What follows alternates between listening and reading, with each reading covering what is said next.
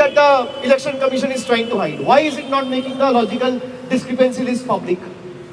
How can you clean a list by hiding details? Answer me. उनको लगता है गला उठा के बात करेगा और थोड़ा बहुत जोर से बोलेगा तो सब दब जाएगा। हम लोग जब बात करना शुरू किए, पहली बात तो जब कोई बोल रहा था वो रोकने टोकने लग गया। He started losing his temper. मेरे तरफ उंगली उठाने लग गया। फिर मैंने बोला you are nominated, I am elected. आपका उंगली नीचे करके बात करिए। हम लोग जो यहाँ पे बैठा हुआ है जनता का वोट से चुना हुआ है। बीजेपी के बदौलत खाली आपका एक नोटिफिकेशन का बेसिस पे मैं यहाँ पे नहीं आया हूँ। We are answerable to the people at large. You are answerable to your masters. I am answerable to the people of my state, for whom we have come here to ensure none of them are left behind from the final electoral roll when the list is published. आप उंगली नीचे करके बात करिए। उनको लगता है कि हम जो बोलेगा वो सुन लेगा। If he has the guts and gall, let him release the footage. I'm standing outside the Election Commission's office. There it goes. Nirvachan Southern Election Commission of India. Gyanesh Kumar must be hearing what I'm saying before the media now. If he has the courage, he should come down and face the media and combat and rebut every point I am raising before the media and you today itself without বাপরে আমি প্রথমবার দেখলাম যে অভিষেক ব্যানার্জি মিডিয়ার সামনে মাথা খারাপ করা, কি রাগ! আমার ফিলিংস বেরিয়ে গেল, আমি কন্ট্রোল করতে পারলাম না। মানে এতটা রাগ অভিষেক ব্যানার্জির বেরোলো, যা আমাকে প্রত্যেকটা মুহূর্তে ফিল করিয়ে দিল যে অদ্বিতীয় আর কিছু না, 2.5 ঘন্টা ধরে ক্লাস চলেছে, ভয়ঙ্কর অপমান করা হয়েছে। আর অপমান করা কাদের সামনে হয়েছে দেখুন না, ডেরেক ওব্রায়েন, ঋতুব্রত বন্দ্যোপাধ্যায়, সাকেত গোখলে, মমতা বালা ঠাকুর, নাদিমুল হক, কল্যাণ ব্যানার্জি, চন্দ্রিমা, মন্ত্রীরাও ছিল বাবু, রাজ্যের মন্ত্রী চন্দ্রিমা ভট্টাচার্য, মানস ভুঁইয়া, প্রদীপ মজুমদার, সবার সামনে জ্ঞানেশ কুমার বুঝিয়ে দিলেন যে তুমি যতই ইলেক্টেড হও না কেন, আমি একজন আইএএস অফিসার, আমাকেও অনেক পড়াশোনা করে এই জায়গায় আসতে হয়েছে। আর তোমার কপাল যে তুমি ব্যানার্জি পরিবারে জন্মগ্রহণ করেছো, আর এটাও তোমার কপাল যে তোমার নিজের পিসি আন্দোলন করে জায়গা তৈরি করেছে, আর এটা তোমার কপাল যে মানুষজন তোমার পিসিকে পছন্দ করে মুখ্যমন্ত্রীর পদে বসিয়েছে। আর এটা সত্যি তোমারই কপাল যে তুমি জন্মগ্রহণ করে এত বড় বড় লেকচার মারছো। আসলে জ্ঞানেশ কুমার হয়তো এতটা অপমান করতেন না।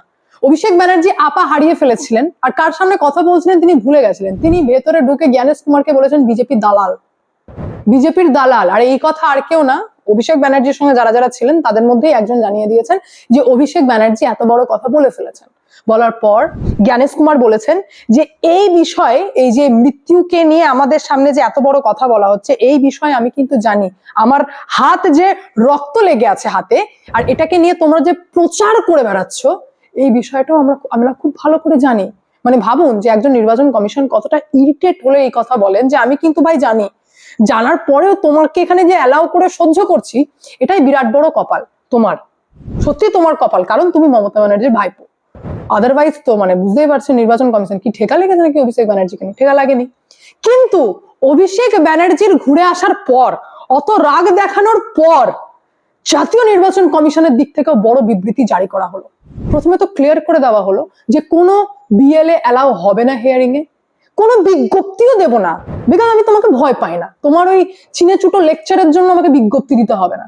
আর এই অভিষেক ব্যানার্জি মিডিয়ার সামনে কি বলছেন যে বিজ্ঞপ্তি দেওয়া দিচ্ছে না কারণ আমরা নাকি আইনের পথে হাঁটতে পারবো না। কেন? গিয়ে বলুন না, যান কোর্টে, হাইকোর্টে যান, দিয়ে বলুন যে বিজ্ঞপ্তি দিচ্ছে না, সেই নিয়েই মামলা করছি, আমরা চাই যে বিএলএ ঢুকুক হিয়ারিং এ। আপনি মামলা এমনিও করতে পারেন, কেউ আটকাতে পারবে না। সুতরাং এইসব লেকচার মেরেন না যে বিজ্ঞপ্তি আসছে না বলে আমরা আইনি পথে হাঁটছি না। আপনারা তো পান থেকে চুন খসলে হাইকোর্টে দ্বারস্থ হয়ে যান। তো এই সমস্ত লেকচার অন্য কোথাও। যারা আইন বোঝে না তারা আপনার এই বক্তব্য খাবে, কিন্তু যারা আইন বোঝে তারা হেসে উড়িয়ে দেবে যে এটা একটা বেসলেস ব্যাপার ছিল, কিন্তু আমি যা ভাটাবো না। আমি মেন কথাই আপনাদের জানাই যে অভিষেক ব্যানার্জির ঘুরে আসার পর কমিশনের কর্মীদেরকে হুমকি নয় এই কথা নির্বাচন কমিশন জানিয়েছেন। কিন্তু কি কি জানিয়েছেন সেটা জানানোর আগে আমি আপনাদের থেকে 1 মিনিট সময় নেব, কারণ একটুখানি আপনাদেরকে জানিয়ে দিই যে নিজেদের ফিনান্সিয়াল ফিউচারকে সিকিউর করতে গেলে স্টক মার্কেটে ইনভেস্ট করতে হবে। পরিচয় করে মার্কেটউজ, এটি একটি সেবি রেজিস্টার্ড ট্রেডিং অ্যাপ যেখানে 99 টাকা লাগে প্ল্যাটফর্ম চার্জ লাইফ টাইমের জন্য। দেখুন আমি লগ ইন করলাম, ফলো ট্রেন্ডে ক্লিক করলাম, এখানে আপনারা রিয়েল টাইমে ট্রেড দেখতে পারবেন। দেখুন আমার ট্রেড প্লেস হয়ে গেছে, স্টার্ট হয়ে গেছে। এখানে অনেক কম টাকা থেকে আপনারা ট্রেড করতে পারবেন, যেখানে অন্যান্য অ্যাপে 3 গুণ লাগে। এখানে স্টপ লস ফিচার্স রয়েছে যা আপনাকে অতিরিক্ত ক্ষতির হাত থেকে বাঁচাবে। দেখুন আমার প্রফিট কিন্তু ট্রেন্ড অনুযায়ী মুভ করছে। আমি স্টপ ট্রেড করলাম আর 1166 টাকা আমি এত কম সময় প্রফিট বুক করতে পেরেছি।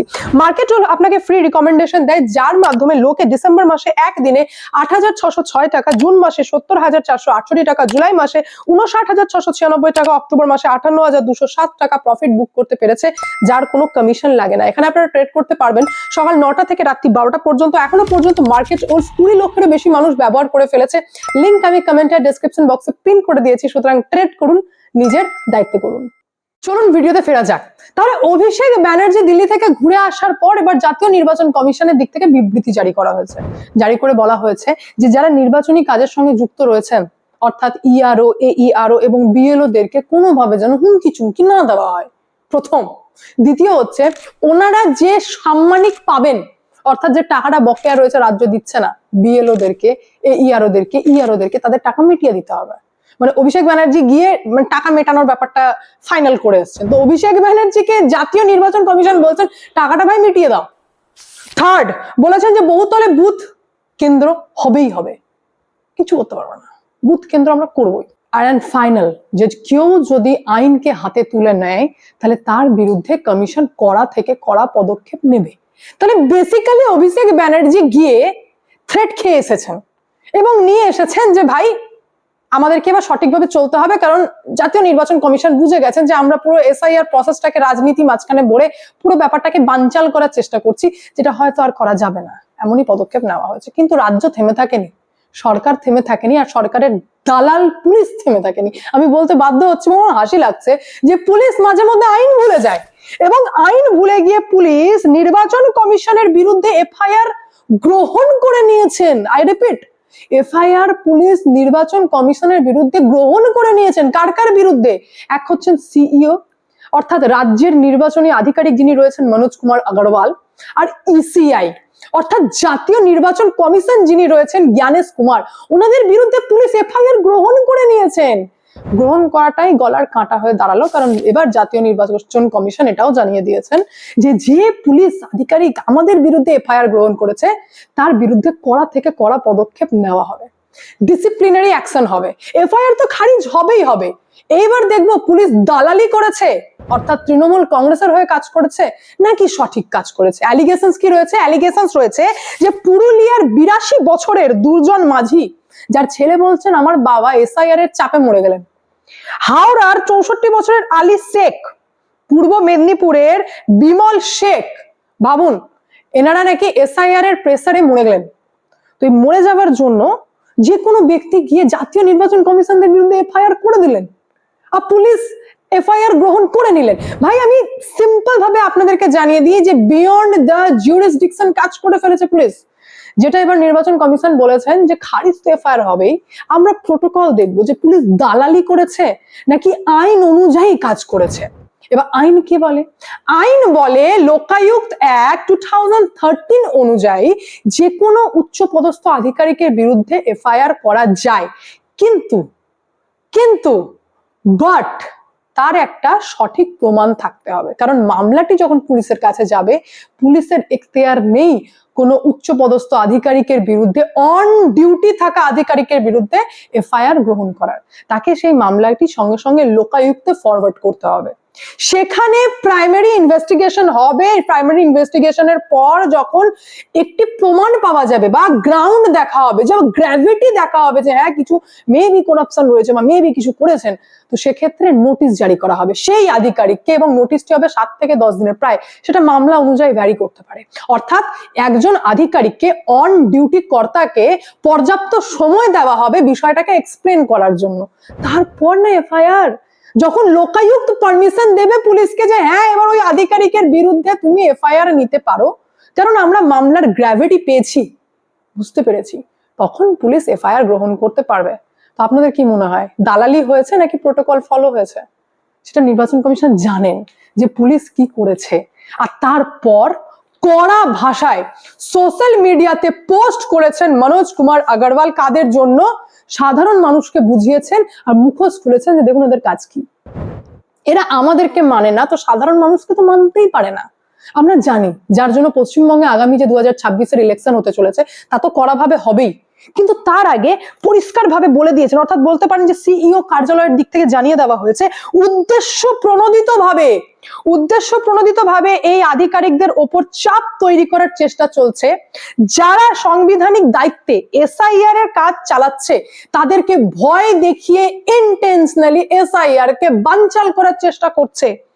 সিইও কার্যালয় একদম মানে পরিষ্কার করে দিয়েছে, মনে করিয়ে দিয়েছে যে প্রশাসনিক কর্তারা জনস্বার্থে কাজ করতে দায়বদ্ধ এবং তাদের বিরুদ্ধে যে চক্রান্ত চলছে সেই সব চক্রান্তের নৈপথ্যে যারা রয়েছে তাদেরকে খুঁজে বের করা হবে। খোঁজা তো আছে কিন্তু ডকুমেন্টও তো লাগবে, সেইভাবে জানিয়েছেন যে তাদেরকে খুঁজে বের করা হবে। যে পুরো বানচাল করার চেষ্টা চলছে, ইন্টেনশনালি অ্যাটাক করার চেষ্টা চলছে, সবকটাকে খুঁজে বের করা হবে। তো আমাদের রাজ্যে এসআইআর প্রসেসটা বেসিক্যালি এইভাবে হচ্ছে। মোড়ি চেষ্টা করে চলেছেন রাজ্য সরকারের সাথে সরাসরি সংঘাতে জাতীয় নির্বাচন কমিশন জড়িয়ে পড়ছেন, যেখানে অভিষেক ব্যানার্জি মনে হয় এটা ফলো করেননি যে মমতা ব্যানার্জির যত গালাগালি সেটা কিন্তু জনসাধারণের সামনে দিয়ে থাকেন, আধিকারিকদের সামনে 1:1 গালাগালি করেন না, যেটা অভিষেক ব্যানার্জি চিৎকার চেঁচামেচি একদম বানচাল করে চলে এসেছেন, যা খুশি তাই বলে চলে এসেছেন। আর পুলিশও কাজ করে দিয়েছে, মানে যে কোনো মানুষ চলতা ফিরতে গিয়ে প্রধানমন্ত্রীর নামে মামলা করে দেবে, মুখ্যমন্ত্রীর নামে মামলা করে দেবে, রাষ্ট্রপতির নামে মামলা করে দেবে, রাজ্যপালের নামে মামলা করে দেবে, আর পুলিশ নাকি মামলা গ্রহণও করে নেবে, এফআইআর গ্রহণও করে নেবে। তো রাজ্যের পরিস্থিতি এবং দালাল পুলিশ অতপ্রতভাবে জড়িত। এবার আমি আপনাদেরকে বলি যে রাজ্যের ইমেজটা পর্যন্ত এমন ভাবে ডুবিয়েছেন রাজ্য সরকার যে এই সরকারের আমলে তৈরি হওয়া কোনো কাগজই গ্রাহ্য করছে না কমিশন। জেলা শাসক পর্যন্ত ভয় পাচ্ছেন যে এই সরকারের আমলে দেওয়া কাগজগুলো আমি কি করে গ্রহণ করব। তাই নতুন নির্দেশিকা জারি করেছেন জাতীয় নির্বাচন কমিশন। জেলা শাসকদেরকে পরিষ্কারভাবে বলে দিয়েছেন যে হাইকোর্ট থেকে বাতিল করা, কলকাতা হাইকোর্ট থেকে বাতিল হওয়া যে ওবিসি শংসাপত্র রয়েছে তা এসআইআর এ গ্রহণ করা যাবে না। অর্থাৎ 2010 সালের আগে যারা ওবিসি শংসাপত্র দেবে তাদের গ্রহণ করা হলেও তারপর যাবে না। অর্থাৎ সরকার 2011-র পর থেকে কিছুই আপনারা পাবেন না, মানে নাথিং, মানে সরকার গুড ফর নাথিং যাকে বলে। যেখানে বাংলার বাড়ি শংসাপত্র গ্রহণ করা হবে না, এখানেও জালিয়াতি আছে। আর পারিবারিক রেজিস্ট্রার কাগজ গ্রহণ করা হবে না, এখানেও জালিয়াতি আছে, যেটা অন্যান্য রাজ্যে কিন্তু গ্রহণ করা হচ্ছে, পশ্চিমবঙ্গে হবে না। কারণ এখানে পাসপোর্ট যেখানে দুর্নীতি হওয়ার চান্সেস কম, মানে এত ডিফিকাল্ট এত ইম্পর্টেন্ট একটা ডকুমেন্ট, সেখানে কি করে জালিয়াতি হতে পারে? তো পশ্চিমবঙ্গে তো পাসপোর্ট দিলেও বলে যে জাল না। তো এই হচ্ছে ইমেজ। অর্থাৎ এখানকার কাগজেরও দাম সরকার দায়িত্ব নিয়ে কমিয়ে ফেলেছে। যে ভোটার কার্ড আধার কার্ড দেখলেও দেখবে পশ্চিমবঙ্গের কোনো জেলা, মানে ইমিডিয়েটলি এটাকে সার্চ করো, ভাই এটা জাল না তো, ভ্যালিড তো নাই, জাল না তো, মানে নেগেটিভ থেকে নেতিবাচক থেকে স্টার্টিং হয় ইনভেস্টিগেশন পশ্চিমবঙ্গের নাম এলে। তো লাস্ট 2011 থেকে এখনো পর্যন্ত এই সরকারের কাছে আপনারা কি পেয়েছেন? দুর্নীতি, চুরি, জালিয়াতি, অবৈধর পাশে দাঁড়ানো, ডেমোগ্রাফি চেঞ্জ করা। আরো বলবো? আমি কেন বলবো? আপনারা কমেন্টের মাধ্যমে জানান, আমি এখানে এন্ড করি। দেখা হচ্ছে নেক্সট ভিডিওতে। ভালো থাকবেন, সুস্থ থাকবেন। সংবাদ দ্বিতীয় চ্যানেলকে অতি অবশ্যই সাবস্ক্রাইব করবেন, কারণ একটাই, যা হবে স্পষ্ট হবে। মার্কেটার্স অ্যাপটি ইতিমধ্যে 20 লক্ষেরও বেশি মানুষ ডাউনলোড করে ফেলেছে। লিংক আমি কমেন্ট আর ডেসক্রিপশন বক্সে পিন করে দিয়েছি, আপনারাও ক্লিক করে ডাউনলোড করুন, ট্রেড করুন, নিজের দায়িত্ব করুন।